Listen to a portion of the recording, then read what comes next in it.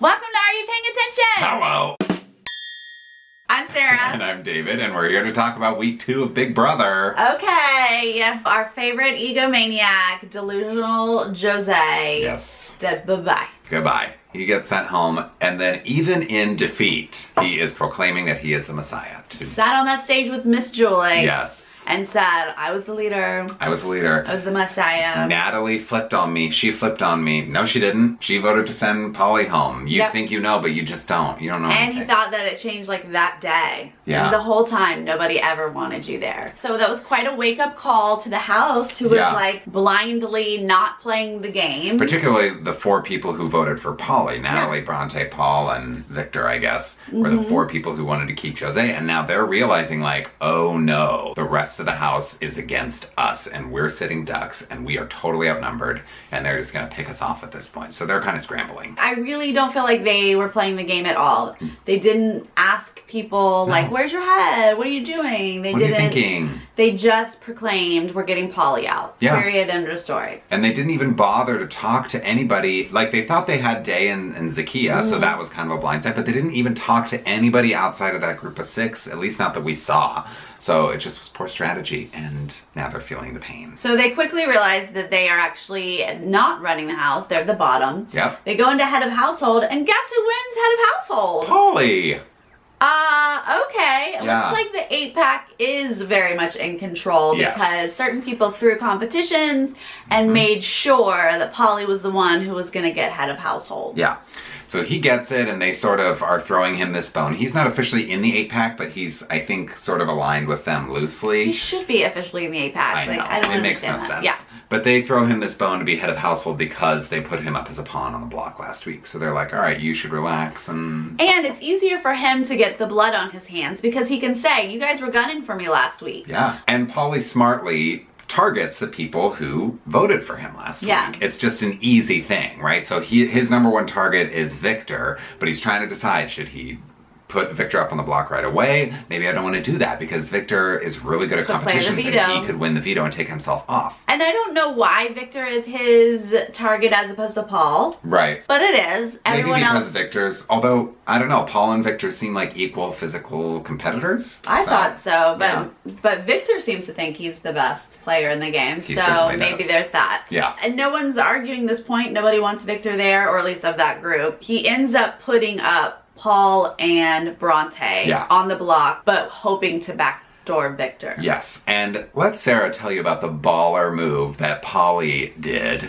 with Paul in order to get him up on the block. It was such an interesting move because Paulie doesn't have to game talk with Victor and Paul. They very clearly were against him just a day ago. Yeah. And he can do whatever he wants. But he brings Paul into the fold and says, do you trust Victor? I don't really trust Victor. Is he really a loyal guy? Yeah. Starts to plant these seeds and then tells Paul, basically, I'm going to put you up as a pawn on the block, but the goal is to backdoor your alliance best friend. Yeah.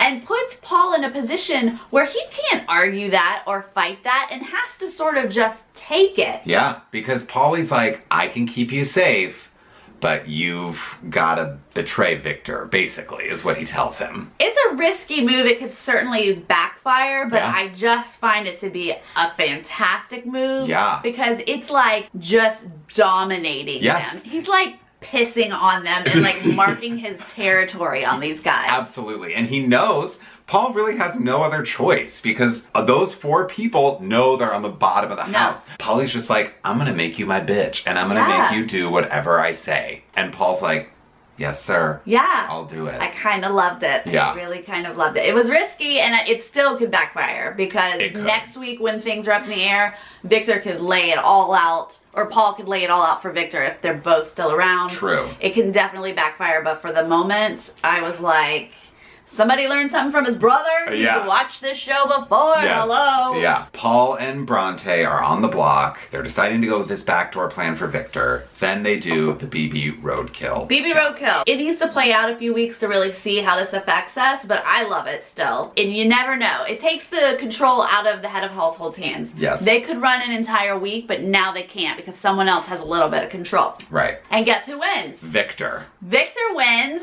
BB roadkill. Yeah. Not the worst case scenario for Paulie, but not great. Right. Like, we didn't want Victor to be winning the BB roadkill. Yeah, I don't think it messes things up too much, but it's an interesting little It just twist. complicates the backdoor situation because if the person that Victor nominates to be the third person on the block gets pulled off in the veto competition, then Victor would rename the nominee. Yeah. And then they can't backdoor him. Right. So that's the sort of wrinkle that it puts in the plan. And you knew going in he was going to pull someone from the other side's alliance. Absolutely, yeah. And so then the other side wants them to be safe, but they can't come off the block if they want to backdoor Victor. It just complicates things a little bit. Yeah. But here's what's interesting is that Victor immediately tells Paulie and Frank. Just comes right out with it. And initially we were like, what are you doing, you idiot? But after he sort of explained, like, I'm trying to show them they can trust me, they can work with me. I'm like, okay, I guess I kind of get it. Right. If you think that Paulie and Frank might legitimately want to work with you, then it's a great move because you're showing loyalty. Right. But we know that he's their target. Yeah. Like, they don't want to work with him and they want him out. Right. And so now they're just like... it's like, what? Yeah. They're like, great, thank you so much for telling me that you just won the roadkill competition. And he's like talking like, who should I put up? Like, it's like a group. It's like they're all together now. Yeah. And of course, Paul's like, dude, you shouldn't tell anyone. You should really keep that a secret because he's not trying to reveal everything. Right, but he's like, they're playing us, and Victor's like, I don't think so, bro. And Paul's like, trust me. And we were discussing while we were watching, if someone says trust me, you don't can't trust them. They're not trustworthy. No. Trustworthy people don't have to say trust me. Yeah. This is just a life lesson for you guys. If you are a type of person who says trust me, you're not to be trusted. You can't be trusted.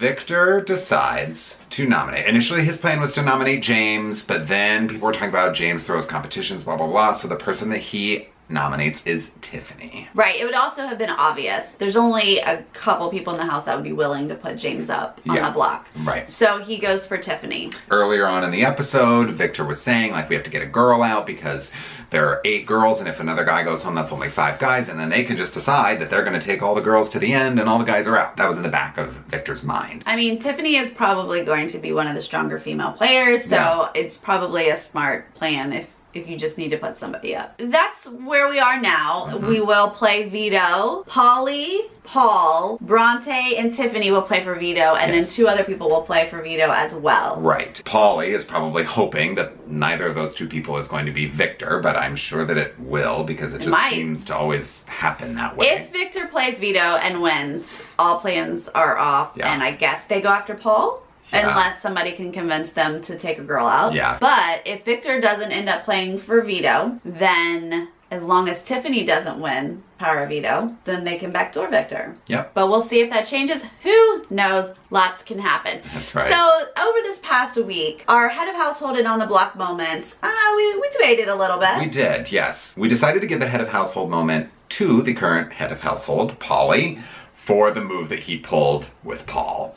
Again, it's risky. Yeah. It's such a dominant move that I kind of have to give it to him. And it's one of those, I don't know, it just feels like Paulie knows this game, is into it. He's going to be a full-on player. He's not going to like take the easy route. It feels like Big Brother. If Paulie keeps making these moves along the way and makes it to the end, he's going to have an excellent case for himself to win $500,000. Like, these are the kinds of moves we'd love to see on Big Brother. Right. And you know, I really complain, I think a lot of people complain about all the recruits that get on Big Brother. Yeah. And when you look at the cast from the beginning, like half of them are from Southern California. When you're just randomly from Southern California, you're a recruit. Like, that's where people go to be on TV. Yeah. Very clear from week 1 that some of these people have not even watched the show. Yeah. Like, they're not only recruits, but they don't know how to play the game at all.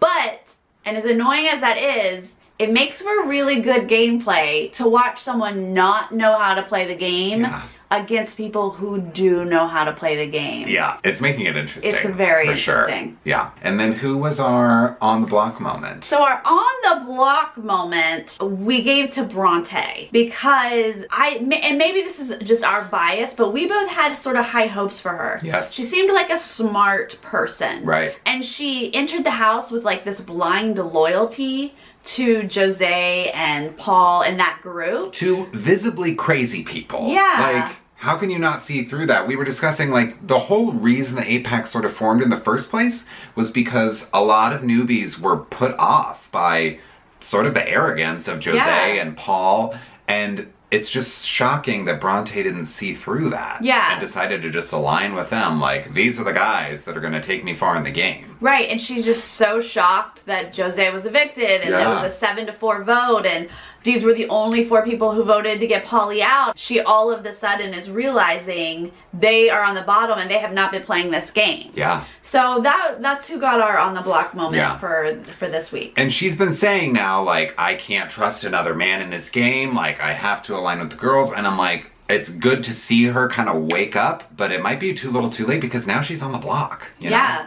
She's on the block, and if anything goes wrong, she's an easy target to just be like, well, we'll just get Bronte out. Like, she's just sort of in the middle there and hasn't made great decisions and hasn't made allies. She did not work last week to be friends and, you know, fake social game or any of that stuff. She just didn't do. She stuck with her group. Yeah. And that might have been a big, big problem. Yeah, so she'll have a lot of work to do this week to sort of convince people that she should stay. She can be loyal. She can win competitions. Whatever her argument is, it needs to be good. Yeah. Okay.